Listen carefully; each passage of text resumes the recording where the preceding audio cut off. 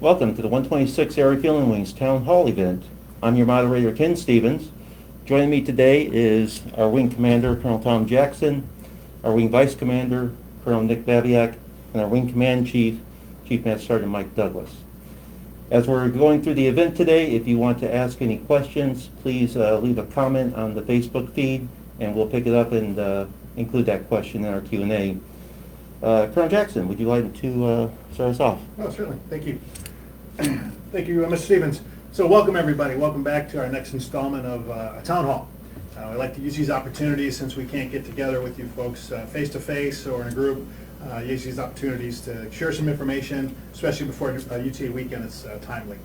So a lot of things have been going on. We've had a lot of DV visits recently, and despite the COVID, the mission still moves on.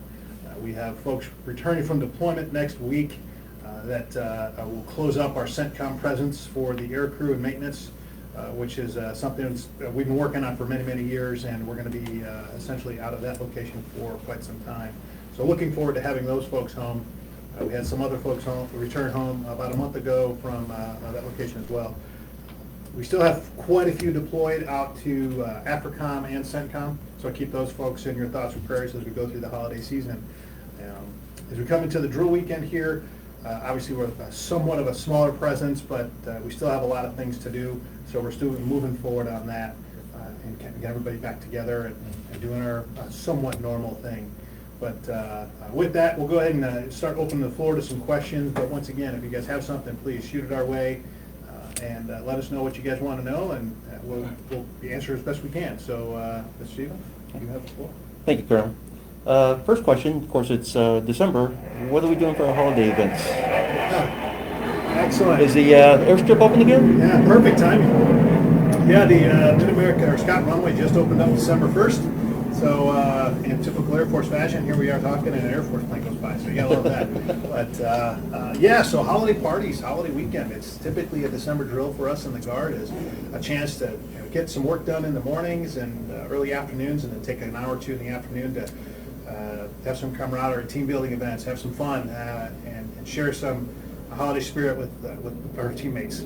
So instead of having our large events that we normally do, we're not going to be able to have a large family Christmas party like we normally would. Normally we have the kids' holiday party on Sunday of drill.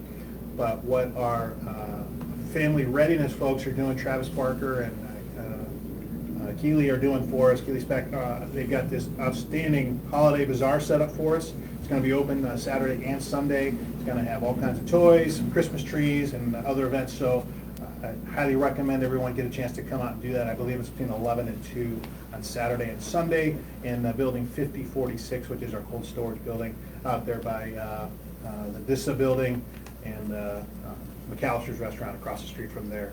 So that's one of the big things we have going on Saturday and Sunday.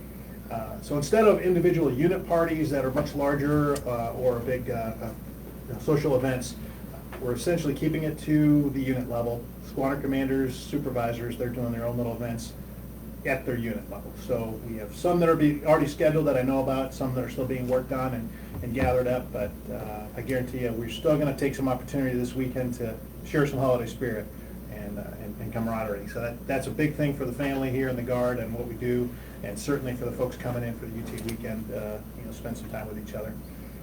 And that's the big plan. So that's where we're going. Thanks, sir. Mm-hmm. Chief Douglas, next question. Of course, with all the partying going on this month, a lot of people are also thinking about PT tests. Can you give us an update on the PT testing, sir? Okay, the PT tests are still in a holding status right now, but if you're in need of a PT test for a particular reason or whatever, you can get with your commander and possibly set it up so that you would have an actual PT score. So if you're exempt, you can go forward with the exempts or whatever.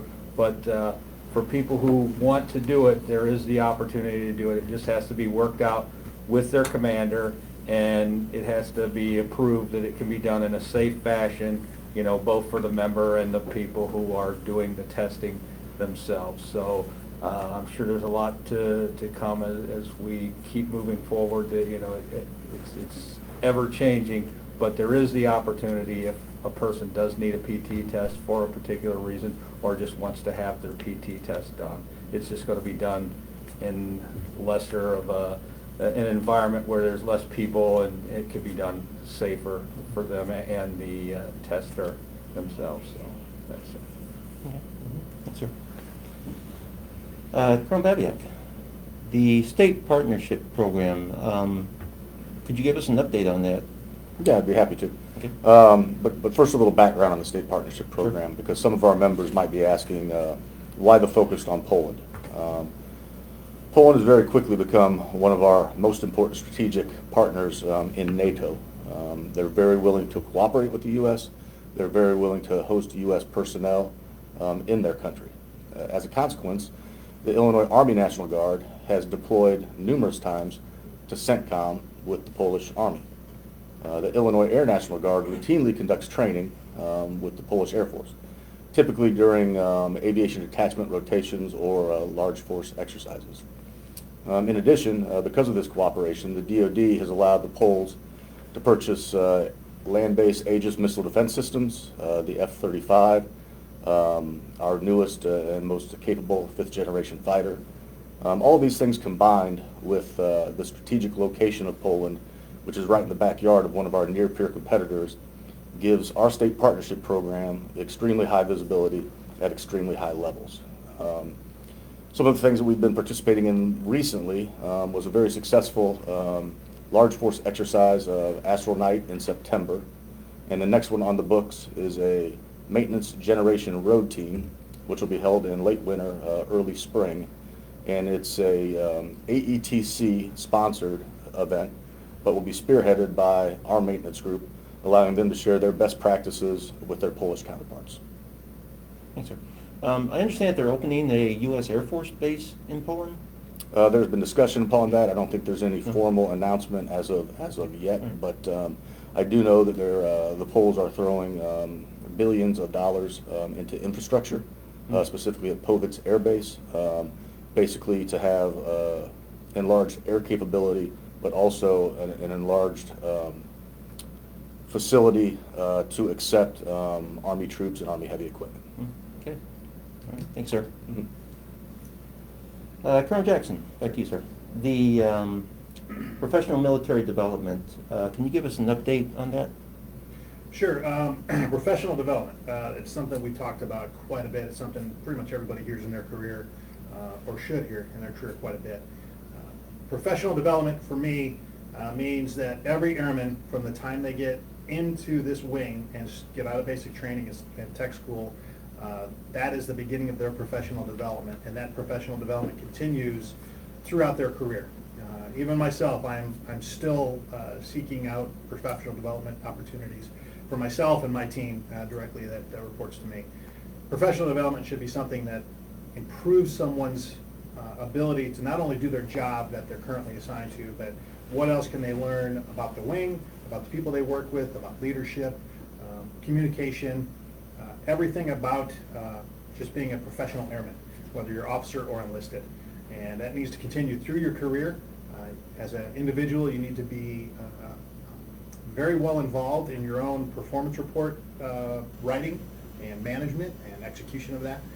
You need to make sure that you have direct contact with your supervisor writing your performance reports and making sure that they reflect exactly what you did for that year and reflect what you want to do in the future.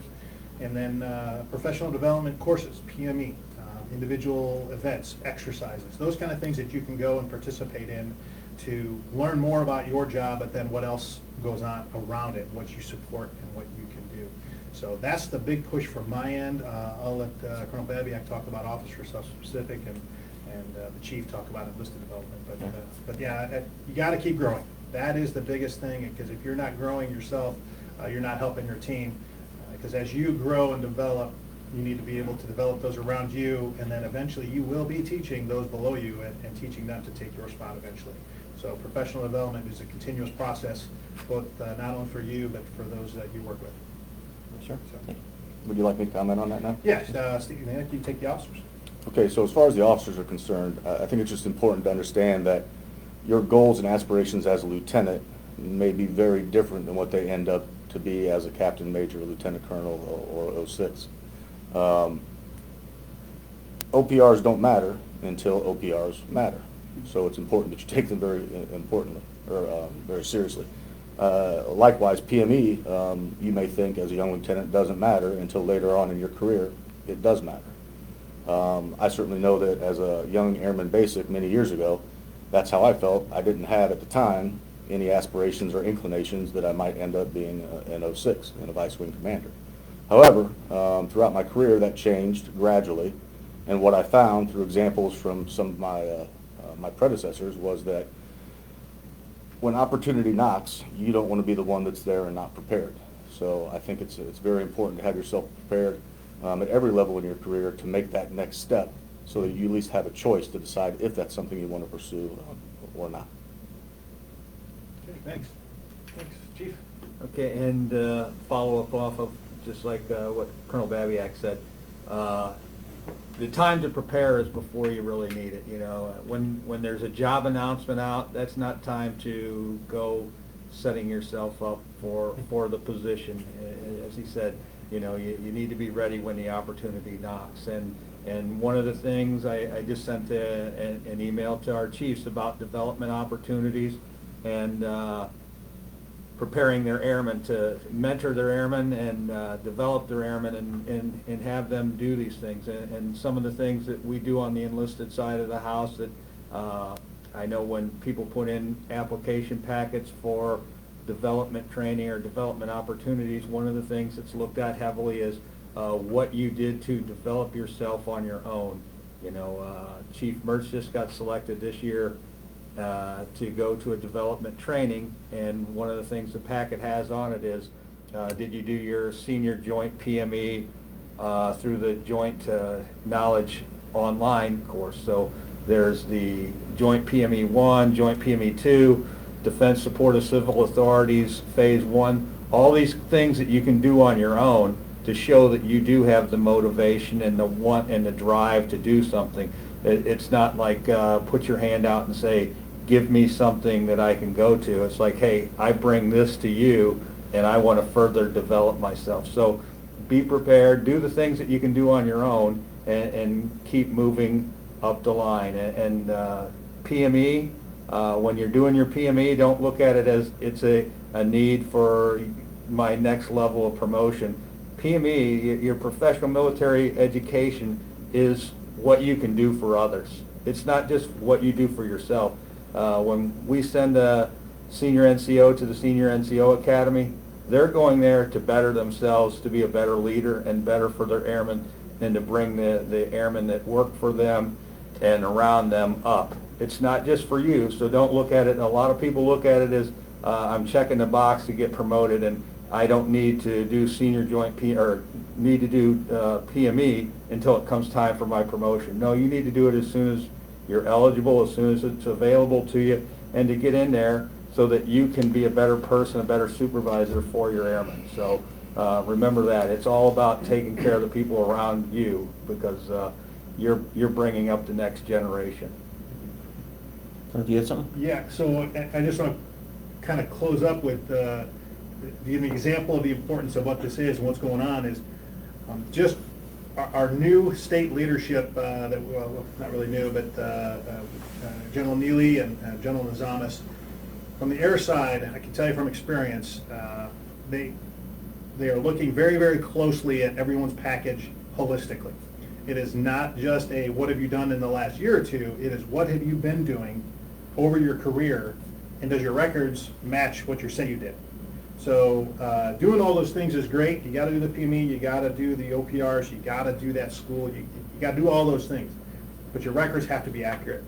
And it's important to keep those on target as you're doing it and as you're going through life, to keep an eye on those things and keep them checked out. Because once you get to that point where you're trying to go through an 06 board, and we got to look back through sometimes 18, 20 years of your career, that's not the time to be trying to fix things. So keep an eye on those things. Writing good performance reports and getting your PME done so you can help others. One of the things I always say to people, once you get to know your job really well, 75% of your time is spent doing that job and doing it extremely well. The other 25% is figuring out, okay, what's next? What else do I got to do for myself and others to help grow? So. Colonel Jackson, would you like to touch on the importance of doing joint PME early in your career? Oh, yeah, joint PME. That is something that for enlisted and officer, you can actually go to the NGB website, and there's a place in A1 where you can actually see a scorecard, if you will, for both enlisted and officer for a career, on what are the things that you need to do to get competitive for those senior level positions. One of those things is joint credit. By and large, it's extremely difficult to obtain. A lot of times the joint credit is obtained through a joint assignment, which sometimes means a year or two joint assignment, which most folks on active duty have that opportunity at some point in their career. Most folks in the Air National Guard do not. So due to that, you have to kind of be a little bit more creative on where you find those opportunities. And to Colonel Badiak's point, you got to do it early. There are opportunities as captains and majors and tech sergeants, master sergeants to participate in joint exercises, courses that DISCA Phase 2, the Defense Support Civil Agencies Phase 2, does provide a little bit of joint credit. Those are the things that will set people apart from a joint perspective more than anything else. And as you get further along in your career, don't be afraid to take an opportunity away from the 126th to broaden your horizons, with the understanding that, hey, I plan on coming back in 2 to 3 years after this assignment's complete, as I get a little bit more broadening and experience. So the joint experience credit is highly valued. It's also extremely difficult, but understanding the importance of it, and our Adjutant General has placed a pretty big emphasis on it. He is joint qualified himself and understands the importance of that particular qualification. So don't be afraid to take a look at those opportunities later in life, so that you can take a look, improve your career and experiences in life. What are some examples of positions that would qualify for joint credit? Yeah, so a lot of them have to do with, for an assignment, those would be joint qualified assignments, and those are very specific, and they're identified in the assignment whether you get joint credit. Some of those could be at a joint force headquarters, working for another service. Those are the kind of things that are out there. And a lot of times they require typically a year, sometimes 6 months to do those assignments where you get a credit for those. But it's very difficult to find them, but then you got to be able to work yourself into those positions. But once again, it comes down to qualifications. If you get to that point in your career where you'd like to go do that joint assignment, but you just don't have the experience to get there, then it's kind of tough. But they're out there, but they're not a whole lot of them. You just got to be kind of willing to be more open to a move or a PCS or a temporary assignment where you go do something for a little bit and then come back and get it. Okay. Thank you, sir. Chief Douglas, we had a visitor last month, Chief Master Sergeant Williams, the new Command Chief of the Air National Guard. Could you tell us how that visit went? It went really well. One of the things the chief was touching on was development of our airmen, which we've already covered. So that is important to them and to him in the Air National Guard as far as that. One of the things that's near and dear to everybody's heart is the EPRs, because his predecessor had put together a Tiger team to look at EPRs for the National Guard, because it's every time you ask a question of a senior leader, it seems that we request questions for senior leaders, it seems something comes up about the EPR system. So he said no, he was not moving forward with the Tiger team because the Air Force as a whole was looking at some EPR type issues, and he was going to see what came of that. We do, and he said the Air National Guard does have members sitting on that to give the input from the Air National Guard perspective of the EPRs, and so that was one of his things. The other thing is just basically what we've been talking about here today is the development opportunities for people to take advantage of the development opportunities and to be prepared when the time comes up. So he just wanted to make people aware of that when he was out visiting with the 5-6 Council. That was one of the things he brought up, is that, hey, look for these opportunities, as the Colonel said, not necessarily joint assignments, but assignments that you can go to outside of the 126, it may be a year or a 2-year assignment, but it's a development opportunity, and then you plan on coming back to the 126, or you plan on coming back to Illinois and continuing your career on from there. So it went really well. Thank you, sir. Thank you. Colonel Jackson, with the amount of COVID cases increasing again in the state of Illinois, do you see the 126 supporting the state of Illinois' response to the COVID-19?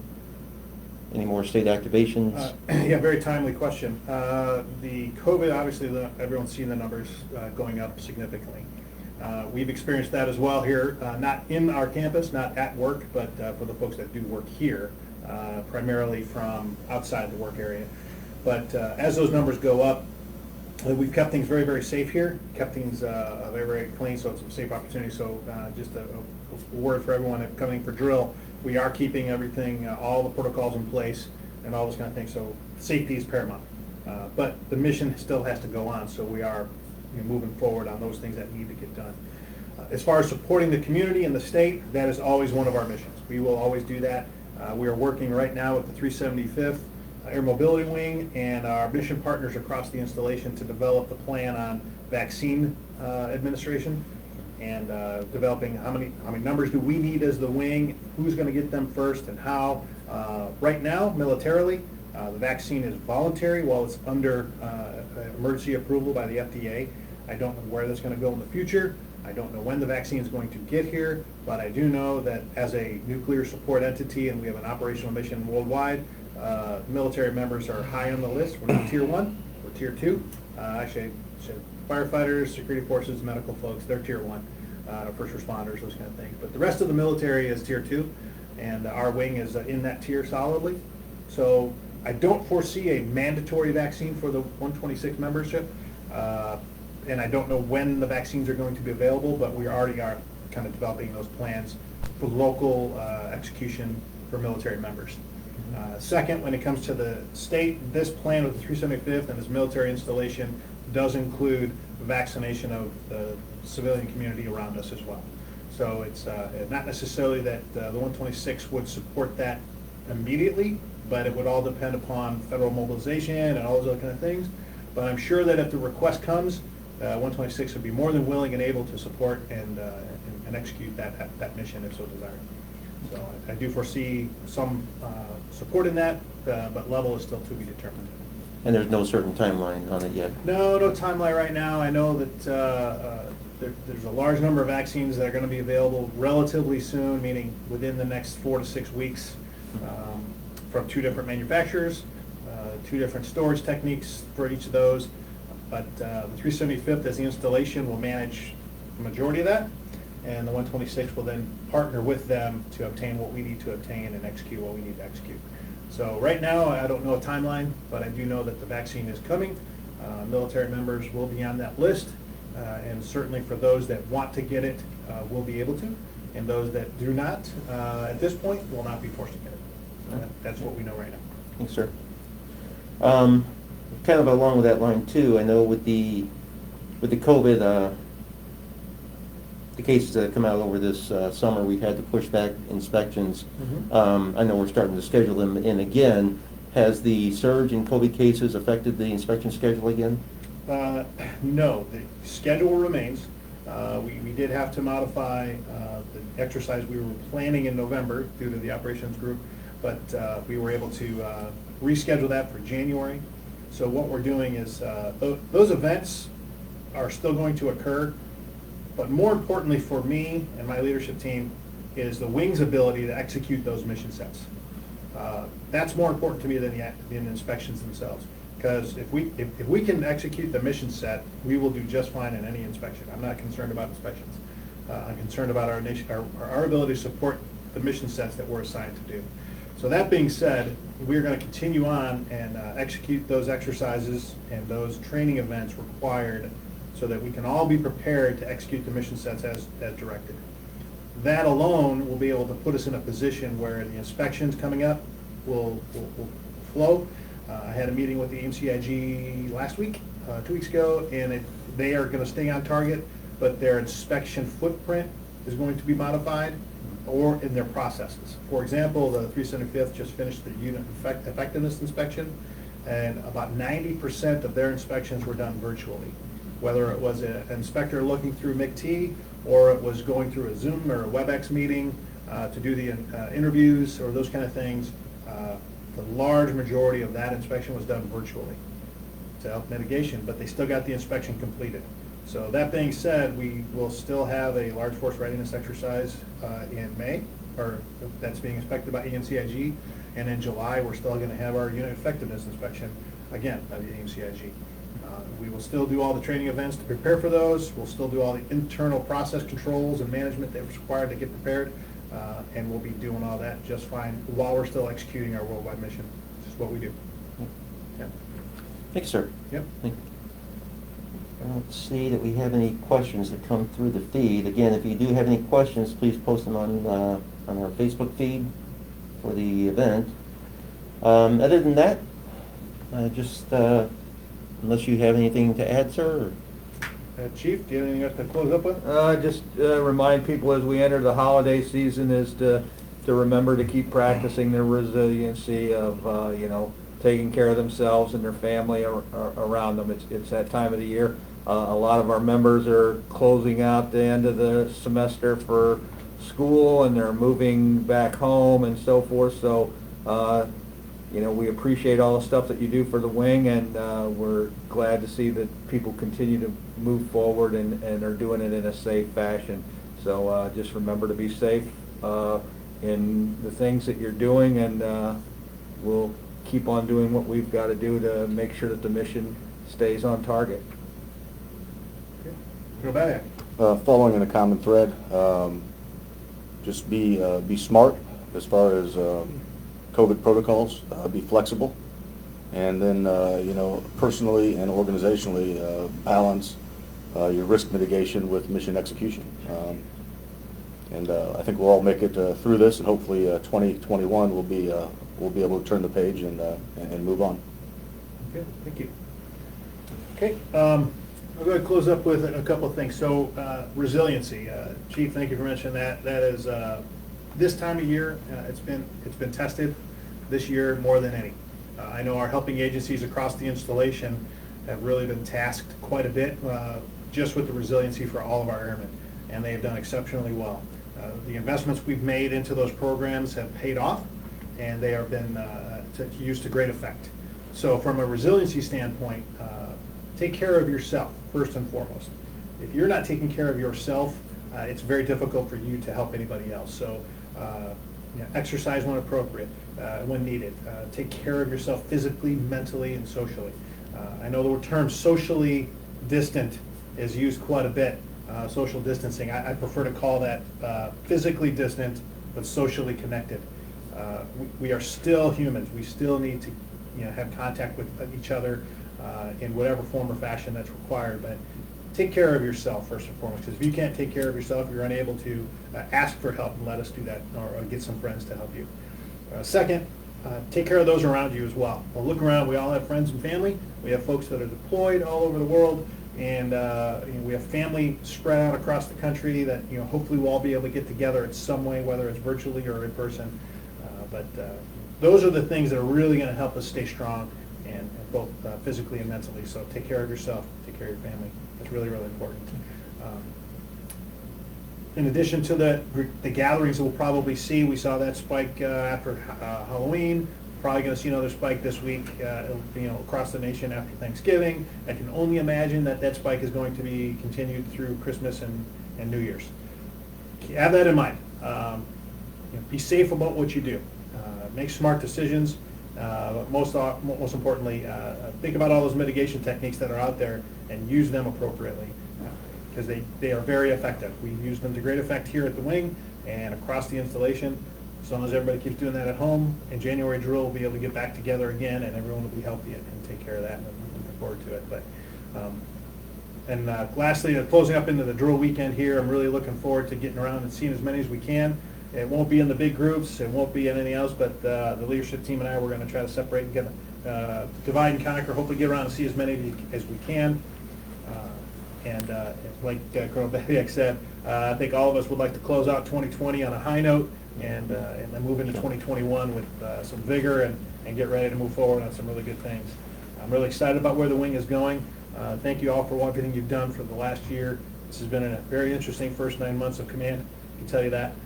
But it's certainly been rewarding in a lot of ways. So thank you all very much for that. So Ken, we'll give it back to you to close it up. Thanks, sir. Thank you very much. Thank you. Again, I'm Ken Stevens with the 126 Public Affairs Office. Thank you, Colonel Jackson, Colonel Babiak, Chief Douglas for joining us.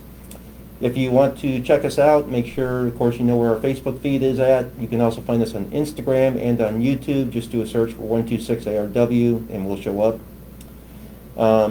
See what's happening around the wing. Check out our podcast. Sergeant Brian Ellison does a great roll call podcast. He has a lot of the key officers and leaders from around the wing, does some really good in-depth interviews, and lets you know what they have to offer you. So please check them out.